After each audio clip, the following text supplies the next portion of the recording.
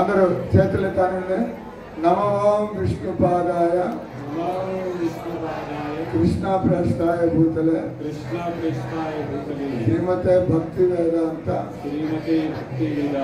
స్వామి ఇది నామినే. నమస్తే సరస్వతి దేవే గౌరవాణి ప్రచారిణి నిర్విశేష శూన్యవాది పాశ్చాత్య జగన్నాథుని పతిత పావన అంటే ఎలాంటి వాళ్ళనైనా కూడా శ్రీల ప్రభుపాదికి జగన్నాథుని పతిత పావన్ జగన్నాథ్ దాని గురించి స్టోరీ కూడా చెప్తా. ప్రభుపాదుని కూడా పతిత పావన ప్రభుపాద్. ఎందుకంటే కృష్ణుడి సందేశాన్ని ఆయన మార్చకుండా చేర్చకుండా మీరైనా కూడా ఆయన అన్నాడు, నన్ను జగద్గురు అంటారు, నన్ను పతిత పావన, నేనేం భగవంతుని కాదు, ఇది గురువు. ఎప్పుడు కూడా భగవంతుడు కృష్ణుడే. కొత్త కొత్త దేవుళ్ళు అవసరం లేదు, కొత్త కొత్త దేవుళ్ళు వీలు కాదు. కొత్త కొత్త దేవుళ్ళు అంటే మీరు అజ్ఞానంలో మోసపోతున్నారు. అదే దేవుడు అని కొత్తగా వస్తాడే అంటే దేవుడు ఎప్పుడు గోవిందం ఆది పురుషం తమాం ప్రజాని. బ్రహ్మదేవుడు ఆయన అన్నది గోవిందుడు భగవంతుడని, కృష్ణుడు భగవద్గీత చెప్పుకున్నది నేను దేవుడిని అని చెప్పి అర్జునుడు ఒప్పుకున్నది. అర్జునుడు కృష్ణుడి విశ్వరూపాన్ని. హరే కృష్ణ. ప్రభుపాద ఆయన్ని ఎంతోమంది మీరు స్వామిని చూస్తుంటారు. భారతదేశంలో ఎన్నో హిందూ సంస్థలు ఉన్నాయి. ఆ సంస్థలన్నిటికీ ఎవరో ఒకళ్ళు పీఠాధిపతులు ఉంటారు కదా.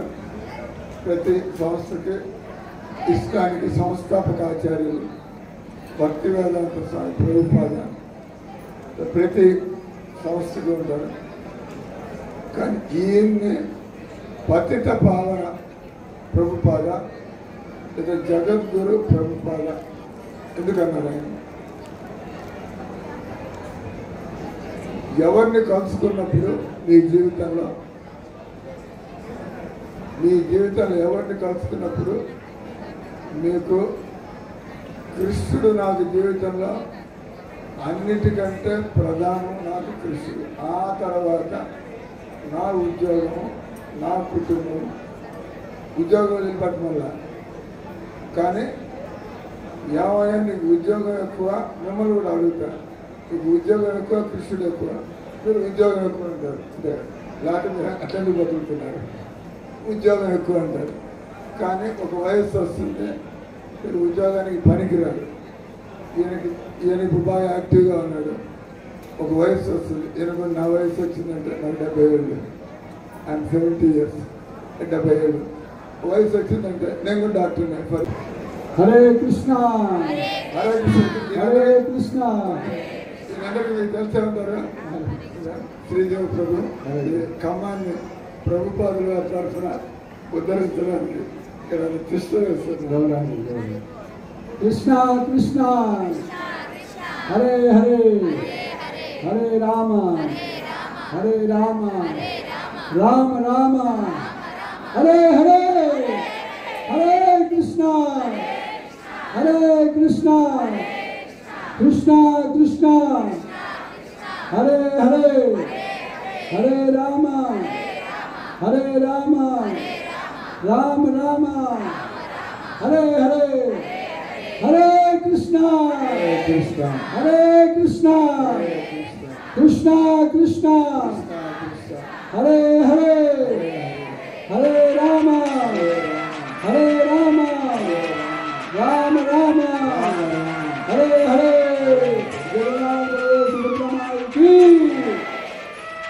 ఈరోజు మనం ఎంతో భాగ్యవంతులం.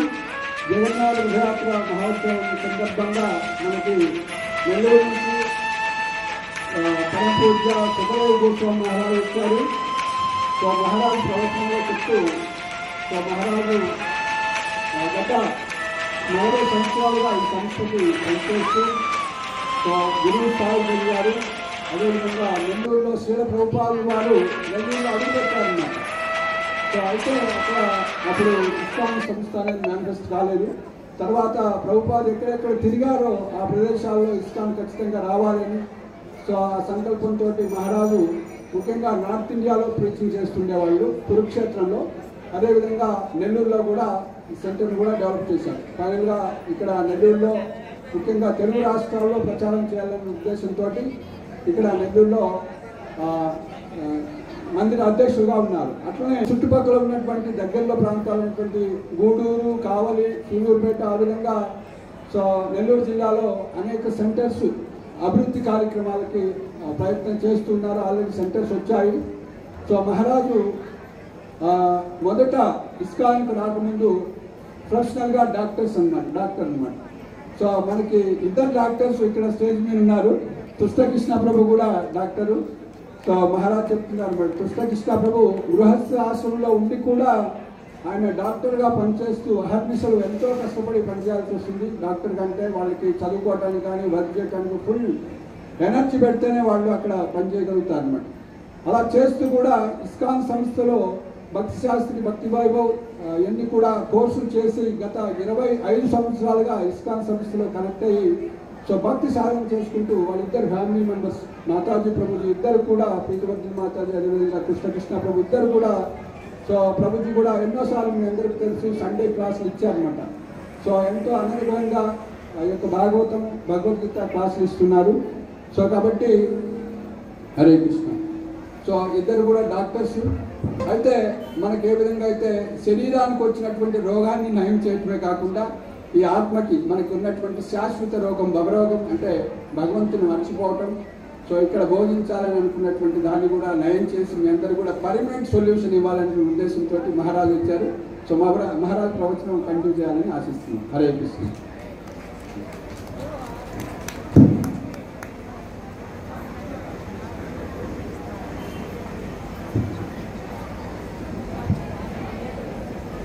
సో మీకు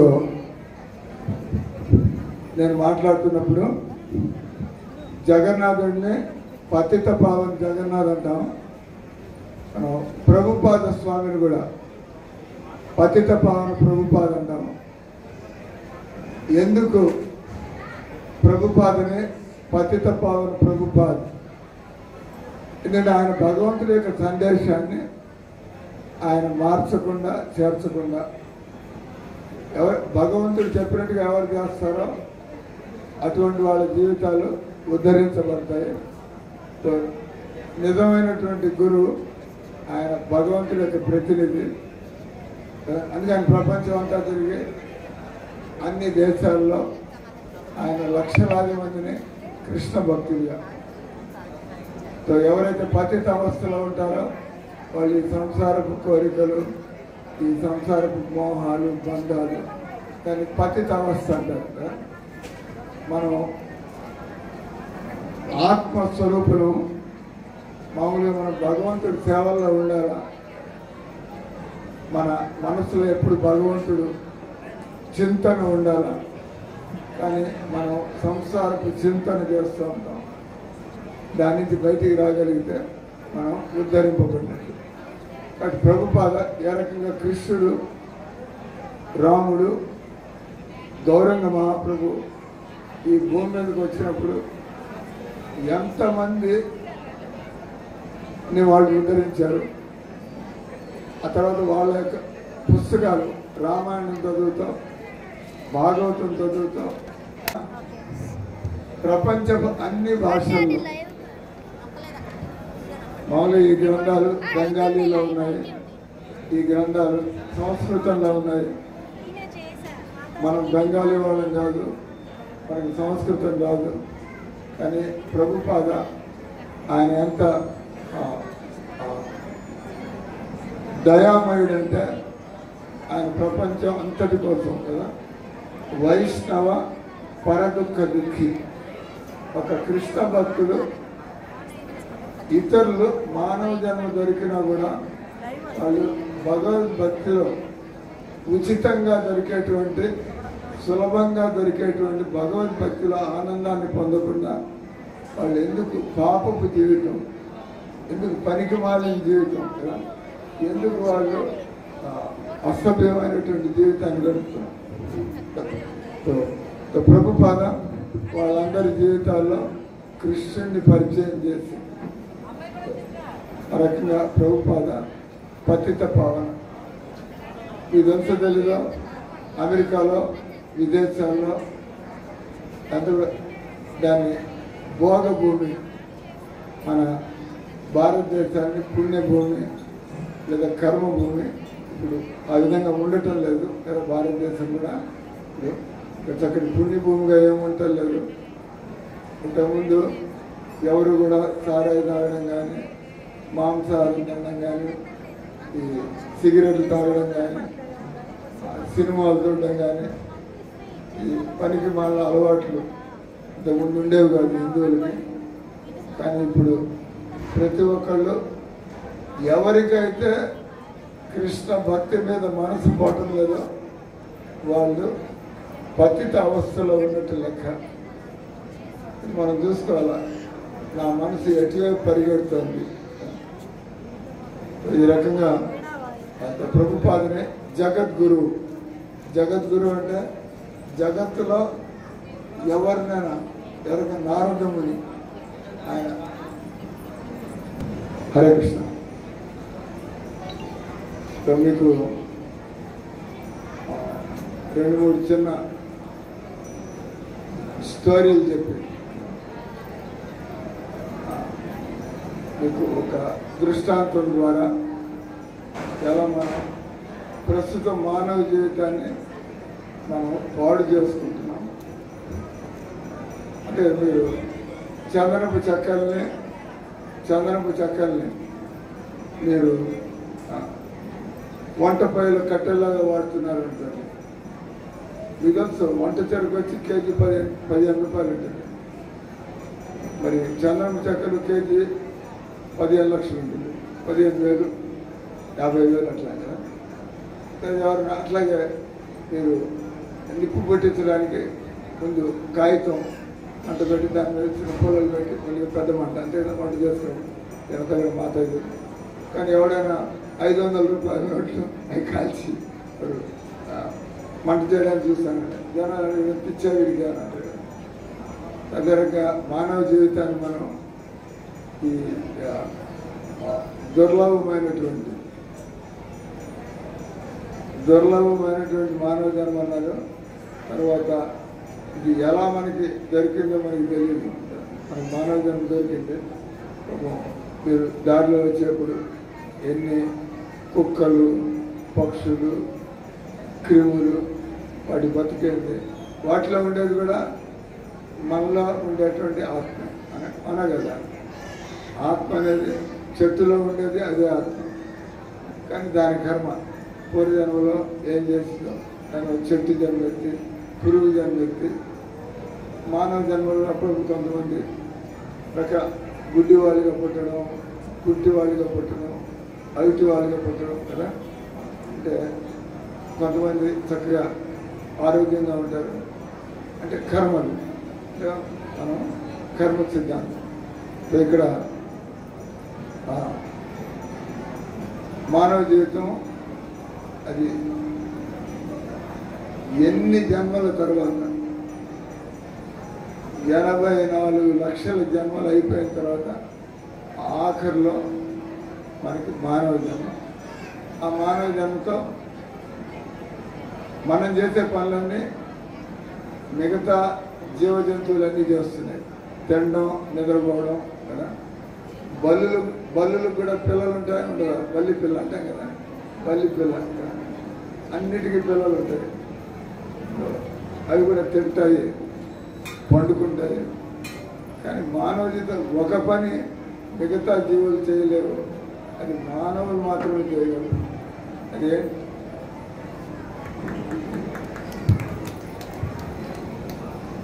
మానవులు మాత్రమే ఒక పని చేయగలరు. మిగతా ఏ జీవులు కూడా ఈ పని చేయలేదు. అది ఏంటంటే అది భగవంతుడు తెలుసుకోవడం. తర్వాత యోగా భగవంతుడు సంబంధాన్ని ప్రయత్నం చేయడం. ఎందుకు అది అంత ఇంపార్టెంట్ అంటే ఎందుకు మానవ జీవితంలో మనం యోగా చేయాలా అంటే కృష్ణుడితో సంబంధాన్ని పెట్టుకోవాలా. ఎందుకయ్యా అంటే ఈ జన్మలోనే ఒక సమయం వస్తుంది మనకి కదా, భయంకరమైన రోగాలు. కరోనా టైంలో ఎంతమంది చనిపోయినారు. కరోనా లేకపోయినా కూడా ఎలాంటి ప్రమాదాలు చనిపోతున్నారు. ప్రమాదాలు కాకపోయినా కూడా ముసల్తనంలో మూలపడి ఇక్కడికి మీరంతా వచ్చారు. మీ అందరికీ తెలుసు, మీరు లేచి రాగలిగారు. ఆ జగన్నాథుడి రథయాత్ర ఈ సత్సంగాల్లో పాలు పంచుకోవడానికి ఎంతమంది ఇళ్ల నుంచి బయటికి రాలేదు. మా అమ్మ కూడా ఉంది 96 ఏళ్ళు. ఇంకా రైలు ఎక్కేది లేదు, కారులో కూర్చోగలిగేది లేదు, ఇంట్లో కూర్చొని. ఇప్పుడు జీవితం ఆ విధంగా మూలపడడానికి ముందే మనం జీవితాన్ని మనం సార్థకం చేసుకోవాలి. అప్పుడు ఆలోచిస్తే లాభం లేదు, అప్పుడు నేర్చుకునేది లేదు. కాబట్టి మానవ జీవితంలో మనం జాగ్రత్తగా ఇవన్నీ ఎప్పుడు వస్తాయి మనకి ఇట్లాంటి వింటున్నప్పుడు ఆ కరెక్ట్ అనే నేను మిమ్మల్ని అడుగుతా. కనీసం మీరు 2 గంటలు మీరు కృష్ణుడికి చేయకపోతే మీరు మీ జీవితంలో ఫెయిల్డ్ క్యాండిడేట్. కనీసం 2 గంటలు 24 గంటల్లో మీకు దేవుడికి 2 గంటలు మీరు ఇవ్వలేకపోతే మీరు మానవులైనట్లు చెప్పుకోవచ్చు. ఈ మానవ జీవితాన్ని ఎలా మీరు సఫలం చేసుకోగలరు అంటే కనీసం 2 గంటలు. ఈ 2 గంటలు ఏం చేయాలి అంటే మనం ఒక గంటన్నర భగవన్నామం జపం చేయాలి. 1 గంటన్నర. ఇంకా అరగంట మనం చదవడం కానీ సేవ చేయడం కానీ 2 గంటలు. రుచి మరిగితే ఏ రకంగా బీడీ అలవాటు అయినాడు వదిలిపెట్టలేడు, సారాయి అలవాటు అయినాడు వదిలిపెట్టలేడు. ఆ రకంగా మీరు 2 గంటలు టైం ఇస్తుంటే మీకు ఒక సమయం వస్తుంది. 6 నెలలు 3 నెలలు మీరే అనుకుంటారు, అరే నాకు ఇంతకుముందు ఎవరు చెప్పలేదు అని. ఇంత కేవలం మనం భగవన్నామని అనుకుంటూ భగవంతుడి చదువుతో మన ఆత్మకి సుఖం కలుగుతుంది. మన తల్లిదండ్రులు మనకి చెప్పలేదని, మన స్కూళ్ళు కాలేజీల్లో మనకి ఇలాంటి విషయాలు చెప్పలేదని, మన ప్రభుత్వం హాస్పిటల్ కడుతున్నారు, స్కూళ్ళు కడుతున్నారు, పోలీస్ స్టేషన్లు కడుతున్నారు, కోర్టులు కడుతున్నారు కదా, కచేరీలు. కానీ ఎందుకు దేవుడి విషయాన్ని వాళ్ళు అందరికీ అందించలేదు. వాళ్ళకే తెలియకపోతే ఏం చేస్తారు? మీకు 2 చిన్న స్టోరీ చెప్పేది 10 నిమిషాల్లో. ఇప్పటి నుంచి ఒక గుడ్డివాడు ఈ హైదరాబాద్లో గోల్కొండ ఉంది కదా, గోల్కొండ కోట ఉంది కదా. ఒక గుడ్డివాడు ఆయన్ని గోల్కొండ కోటలోకి తీసుకెళ్ళి పెద్ద కోట వదిలిపెట్టారు. వదిలిపెడితే ఆయన తడువుకుంటున్నాడు.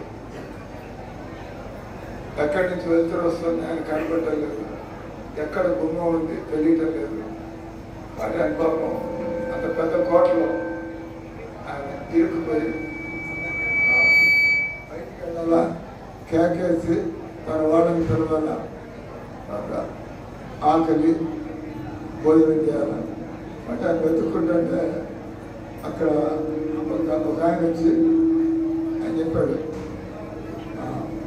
ఆయనకి ఆ గుడ్డాన్ని తీసుకొని బయట దాకా తీసుకొచ్చే టైం ఆయనకి ఆయన వేరే పని మీద పోతున్నాడు. ఆయన ఆ గుడ్డాడికి చెప్పాడు, ఆయన నువ్వు ఇక్కడి నుంచి ఎక్కడ నిలబడ్డావు ఇట్లా ఆ గుడి పక్కకి తడువుకుంటా వెళ్తా ఉన్నావు, జాగ్రత్తగా పోతా ఉంటే గుమ్మ వస్తుంది, ఇంటికి బయటికి వెళ్ళి మీ వాళ్ళని పిలుచుకోవడం లేదు, ఈ కోసం ఏమన్నా చూస్తాడు. సరే అని చెప్పిన తడువుకుంటూ ఆ గుమ్మం దాకా వచ్చాడు. ఆయన ఇంతలో కొద్దిగా సంకలో జల పుట్టింది. అటు అన్నం వదిలిపెట్టి కొద్దిగా అట్ట అనుకుంటూ కొద్దిగా 4 అడుగులు వేసి పక్క వచ్చాడు. ఇక ఒక గుమ్మం దాటిపోయాడు. గుమ్మం మళ్ళీ ఎక్కడికి పోతాడు, లోపలికి పోతాడు. అంటే గుమ్మం వచ్చింది, అటు ఆడుకుంటూ మళ్ళీ అడుగులు మళ్ళీ వెనక్కి వెళ్ళిపోతాడు.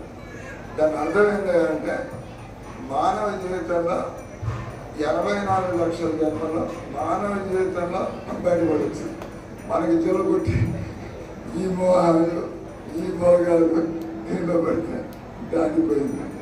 మళ్ళీ మానవ జీవితం ఫినిష్. ఎప్పుడు మళ్ళీ 84 లక్షలు దాటి మళ్ళీ ఎప్పుడు మానవ జన్మకు వస్తాం అనే కదా. అంటే ఎప్పుడు కూడా మీరు ఇస్కాన్ మంది నన్ను వదిలిపెట్టమాకండి. ఇక్కడ వెళ్ళి ఎన్ని గంటలు? 2 గంటలు 22 మీకు తెలివితేటలు ఇచ్చింది దేవుడు, ఒళ్ళు ఆరోగ్యం ఇచ్చింది దేవుడు. ఈ మాత్రం మీరు చక్కగా ఇళ్ళలో తింటూ ఉంటున్నారు దేవుడు. మీరు ఆయన 2 గంటలు ఆయన టైం ఇస్తే ఇంకా మీకు ఎంత ఇస్తాడు ఆయన? 2 గంటలు ఇస్తే అన్నీ ఉంటాయి, దాంతోపాటు భక్తి కూడా ఉంటుంది. బట్ అప్పుడు చావు భయపడుతుంది. భక్తి చేస్తున్న వాడికి చావు భయం ఉంటుంది. దానికి తయారవుతున్నాం, ఇల్లు బాగానే బతుకుతున్నాం. కానీ మీరు ఇక్కడ బాగానే బతకడానికి చూస్తే అది కూడా సరిగ్గా జరగట్లా. భక్తి లోపించింది. సో ఎవరైతే మానవ జీవితంలో వాటి దాన్ని దురుపయోగం చేస్తారు. ఇంకో స్టోరీ చెప్పిన 2వ స్టోరీ. ఆ స్టోరీ పేరు పునర్ముషికో భవ. ముషికో అంటే తెలుసుకొని అంత వినాయకుడు పూజ చేస్తుంటారు. ముషిక వాహనం వినాయకుడు. పునర్ముషికో భవ అంటే ఒక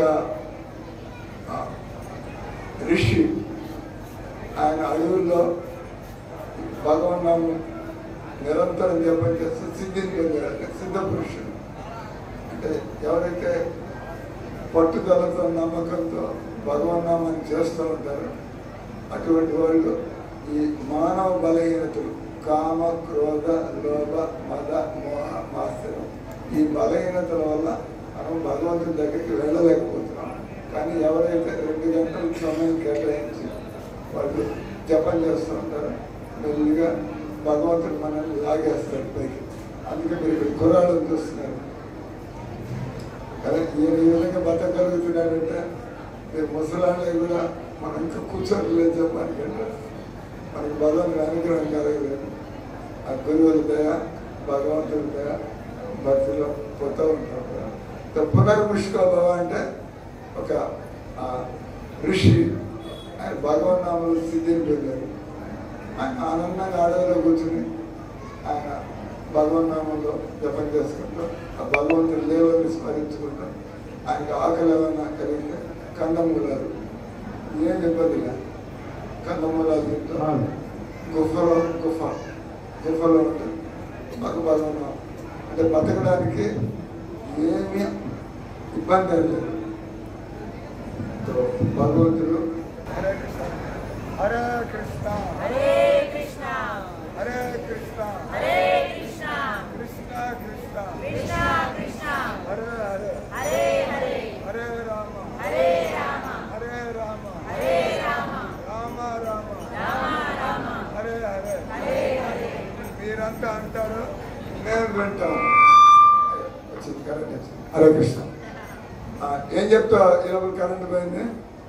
ఏం చెప్తున్నా? ఒక ఋషి ఆయన భగవన్నామాన్ని జపం చేస్తూ సిద్ధిని పొందాడు.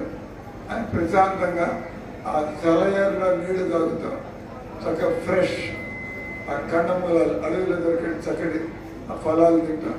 ఆయన ఆనందంగా ఆ భగవన్నామం భగవంతుడు లేరు స్మరిస్తూ సిద్ధిని పొందాడు. ఆయన ఒకరోజు ఏమైంది, ఒక ఎలక వెనకాల మామూలుగా ఏం పడుతుంది తెలుసు కదా, పిల్లి. ఒక ఎలక బయటకు వచ్చి పాపం ఎత్తుక్కుంటుంటే తిండి కోసం పిల్లి వెనకాల పడింది. పరిగెడుతూ వచ్చి ఏం చేయాలో తెలియక ఎదురుకుండా ఋషి టక్కని ఆయన ఒళ్ళో వచ్చి పడుతుంది. ఆయన చూస్తే పిల్లి. ఋషి కాబట్టి పిల్లి ఆ ఎలక భయపడలా.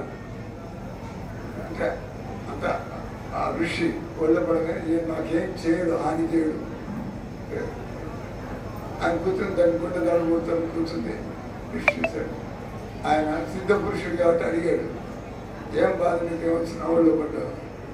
నేను నీ సమస్యకి సమాధానం చేయగలను, నీకేం కావాలంటారు అంటే పిల్లిని చూపిస్తుంది. పిల్లి ఆగుతున్నా కదా, ఎలాగ మీ ఒళ్ళో ఉంటే పిల్లి మేము బళ్ళు ఆకుంటున్నాయి, గోరు మూసుకుని కూర్చున్నాడు. పిల్లి ఎదురు చూస్తుంది, ఎప్పుడు ఆ ఋషి ఒళ్ళోంచి బయటకు వస్తుంది, నాకు ఆహారం కూర్చుంది. అడిగితే ఎలకండి, స్వామి నాకు ప్రాణాంతం ఈ పిల్లులు కూర్చోబడి నా ప్రాణం పోయినట్టు అవుతుంది, నన్ను కూడా పిల్లి చేస్తే నా ప్రాణం అయిపోతుంది. సరే అన్నాడు. తదాస్తు పిల్లిగా పిల్లి అవుతుంది అంటే సిద్ధులు ఉన్నాయి కదా. ఆ పిల్లి అయిన తర్వాత ఇంకా నాకేం భయం లేదంటే, కానీ అడవి కుక్కలు ఉంటాయి కదా, అడవి కుక్కలు పిల్లి కనబడతాయి. అది మళ్ళీ పాపం పరిగెట్టుకుంటూ వచ్చి అంటే దాని తలకాయ చిన్న తలకాయ ఏం అడగాలో తెలియదు. ఎలకి చెప్పైతే నాకు పిల్లి జన్మ కావాలండి. సరే మా పిల్లి జన్మని ఆ పిల్లి జన్మెత్తిన తర్వాత పిల్లి జన్మెత్తిన నా గుండె గారు మాటలేదు, నా భయం మాటలేదు. మళ్ళీ ఆ వేట కుక్కను చూసి అడవి కుక్కను చూసి మళ్ళీ వచ్చి వాళ్ళు పిల్లి వచ్చి ఈ దగ్గరికి వచ్చి తప్పించుకోండి ఆయన మళ్ళీ కూర్చొని మళ్ళా వచ్చాను అంటే పిల్లినైనా కూడా నా ప్రాణ భయం పోలేదు సార్. మళ్ళీ ఎదుర్కొన్నా వేట కుక్క అంటే ఇప్పుడేం కావాలి కానీ అంటే నన్ను కూడా కుక్కని చేస్తే భయం ఉంది. తెలియదు అట్లా అంతే కదా. మీరు గురుగారి దగ్గరికి పోయి మా అమ్మాయికి పెళ్ళి అయ్యాడు చూడండి, మా అబ్బాయికి విచారంగా చూడండి, మా ఎవరు మీకు కూడా తెలియదు. అంటే మన కూడా పెళ్లి తలకాయ ఏమైంది అది వచ్చి నన్ను కూడా అడిగి కుక్కని చేయండి. నాకు ఈ కుక్కలు భయం, నాకు ఆలోచన ఎదుర్కొన్నా ఉన్న సమస్య దానికి పూర్తి సమస్య దానికి అర్థం కాదు. సరే అని చెప్పి తదాస్తు అది కుక్క అయింది, అది కుక్క అయింది, తిరుగుతుంటే మళ్ళీ దానికి సింహం వచ్చింది. సింహం అడవిలో ఉంటుంది. ఆ సింహం దాని కేకకే పరుగు పారిపోవడం, మళ్ళా వచ్చి పక్కన నిలబడి దగ్గర వచ్చి మళ్ళా వచ్చాడు. నాకేం భయం లేదు, ప్రకటన ఉంటుంది మళ్ళీ ఇక్కడ.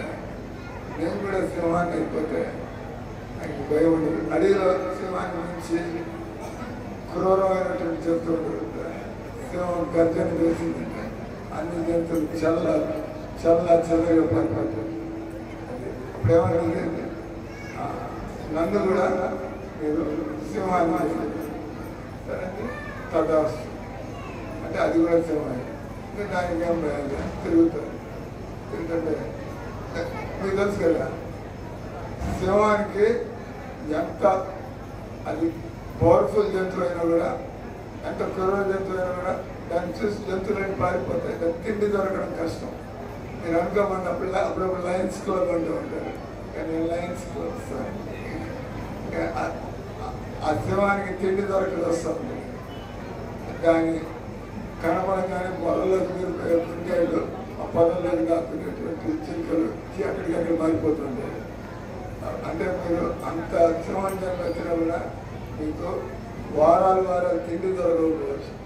దేవుడి దయ వల్ల అంటే దిక్కుమాలిన బతుకు పెరిగి లాయన్ అడవికి రాజులాగా, కానీ దానికి తిండి సమస్య ఉంటుంది కదా. అందుకని ఏం చేస్తుంది, మిగతా జంతువులన్నీ తప్పించుకుంటున్నాయి, మనుషులు తప్పించుకోలేరు. కానీ ఇంకా అది అదే విధంగా ఆకలి వచ్చి దాని తలకే దాన్ని కుదెట్టిపోయింది. ఈ ఋషి కూర్చొని ఉన్నాడు, వీళ్ళే తినేస్తూ వదిలిపోతుంది ఆకలి బాధ అని చెప్పి మళ్ళీ అది ఎవరైతే దాన్ని సింహం చేశాడో ఆయన దగ్గరికి వచ్చి అది నాలుగు బయట పెట్టి ఆకలి బాధ దుకాణం చూస్తాడు. ఈయన చూశాడు, ఏం మళ్ళీ వచ్చాడు.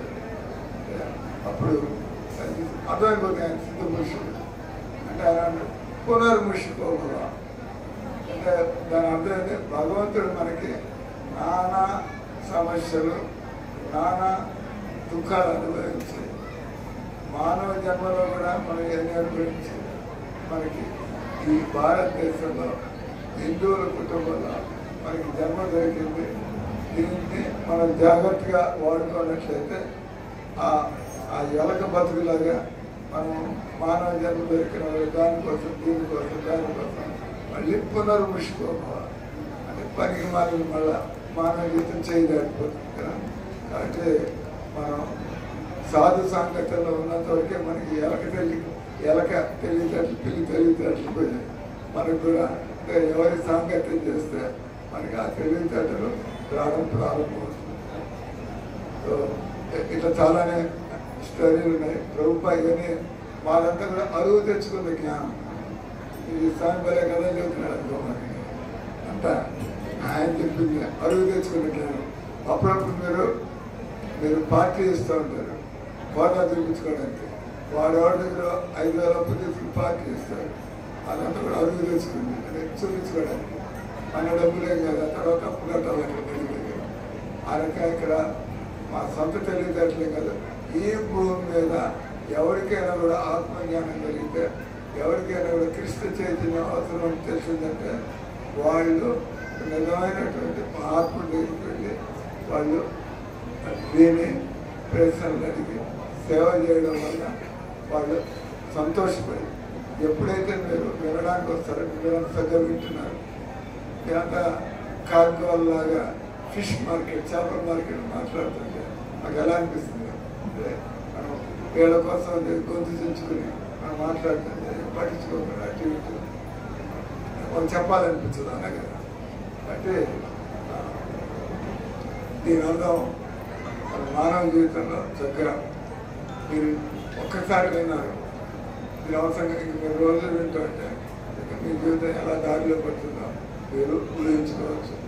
అందుకని ఈ ప్రభుపాద ఆయన్ని ఎందుకు జగద్గురు, ఆయన ఎందుకు పతిత పావన అంటే ఆయన ఎలాంటి వ్యక్తులైనా కూడా కన్విన్స్ చేసి, వాడు సైంటిస్ట్ అయినా, వాడు ప్రొఫెసర్ అయినా, వాడు ఎంత తెలియగలవాడైనా ఆయన ముందుకు వచ్చినప్పుడు విన్నప్పుడు ఇవన్నీ దేనికి పనికి వస్తాయి. చావు తెలివితేటలు అంటారు. మనకి భగవాన్ నమ్మకం లేకపోతే ఈ తెలివితేటలు చావు తెలివితేటలు ఎందుకు పనికిరావు. దానికే తయారు పెడతారు. హరే కృష్ణ. ధన్యవాదాలు మహారాజు.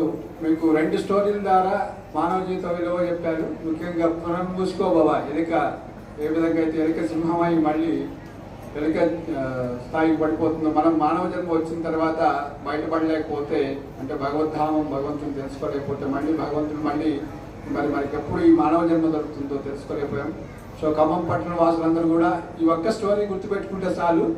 మానవ జన్మలో రోజు 2 గంటలు ఇస్కాన్కి వచ్చి హరే కృష్ణ కృష్ణ కృష్ణ హరే హరే హరే రామ రామ రామ హరే ఇలా 2 గంటలు రోధిస్తే కృష్ణుడు మనకి అనంత కోటి జన్మలుగా ఉన్న అంతా కూడా తీసేసి యద్గత్వా నా నివర్తంతే తద్ధామం పరమం మమ భగవద్ధామాన్ని ప్రసాదించడానికి మనకి శ్రీల ప్రభుపాద ఏర్పాటు చేసినటువంటి ఇస్కాన్ ద్వారా మంచి సందేశం ఇచ్చారు.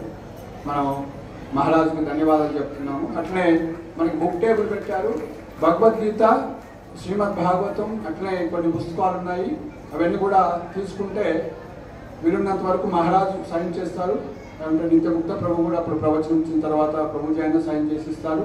అట్లనే మహారాజు కూడా మీకు జగన్నాథ లీల చెప్పాలని ఉన్నది, కానీ ఇప్పుడు ఎక్కువ టైం లేక 2 స్టోరీలే చెప్పారు. నెక్స్ట్ ఇయర్ మళ్ళీ ఎక్కువ ఆశిద్దాము. మహారాజు దానికోసం మీకోసం ప్లాన్ చేసి ఏం చేశారంటే బుక్ రూపంలో రాసి తీసుకొచ్చారు. జగన్నాథ బలదేవ్ సుబ్రహ్మణ్యకి. సో కాబట్టి మహారాజు బుక్స్ అన్ని కూడా 2-3 బుక్స్ వెరైటీస్ ఉన్నాయి. మహారాజు ఆథర్ కూడా రైటరు. సో బుక్స్ కూడా ఉన్నాయి అందుబాటులో. ప్రభుజీ తీసుకురండి, ఒక కాపీ చూపిస్తాము. అట్లనే అక్కడ టేబుల్ దగ్గర ఉంటాయి. సో చిన్న బుక్సే ఉంటాయి అవి. మీరందరూ కూడా జగన్నాథ కథలు వినండి. అవి స్టోరీ బుక్స్ రూపంలో పర్చేజ్ చేస్తే మీరు మహారాజును కూడా సంతోషపెట్టినట్టు ఉంటుంది. మహారాజు చెప్పారన్నమాట. సో ఇవన్నీ కూడా మేము అడుగు తెచ్చుకున్న జ్ఞానం. ప్రభుపాద ఎన్నో పుస్తకాలు రాశారు, 70 పుస్తకాలు రాశారు. అట్లాంటిది మన తెలుగులో మనకి అందుబాటులో ఉన్నటువంటి సదుద్దేశంతో మన వాళ్ళకి కనీసం ఇంత జ్ఞానంతోనన్నా వాళ్ళని కృష్ణ చైతన్యం వైపు ఆకర్షించాలని మహారాజు జై జగన్నాథ్ అన్నటువంటిది. జగన్నాథ్ స్టోరీస్ ఇవన్నీ కూడా అట్లనే ఇంకోటి సనాతన ధర్మం మానవత్వము దైవత్వానికి దారి అని చైతన్య మహాప్రభు మూమెంట్, అదేవిధంగా సనాతన ధర్మం గురించి రాసినటువంటి 2 పుస్తకాలు ఉన్నాయి. సో ప్రభుజీ అక్కడ వెయిట్ చేస్తున్నారు. ఒక మహారాజు ఎన్నో వందల పుస్తకాలు తెచ్చారు, మీ అందరి కోసం చాలా మంది వస్తున్నారని చెప్పాము ఖమ్మంలో. సో కాబట్టి చూద్దాం ఎంతమంది ఉంటారు. హరే కృష్ణ. Thank you. ఇప్పుడు మనకి నిత్యముక్త ప్రభు ఒక హాఫ్ అన్ అవర్ ప్రవచనం ఇస్తారు, తర్వాత హారతి ఉంటుంది. సో హారతి ఆల్రెడీ కొంతమంది ప్రసాదం తీసుకున్నారు, హారతి ప్రసాదం కంటిన్యూ అవుతుంది. హరే కృష్ణ. Thank you.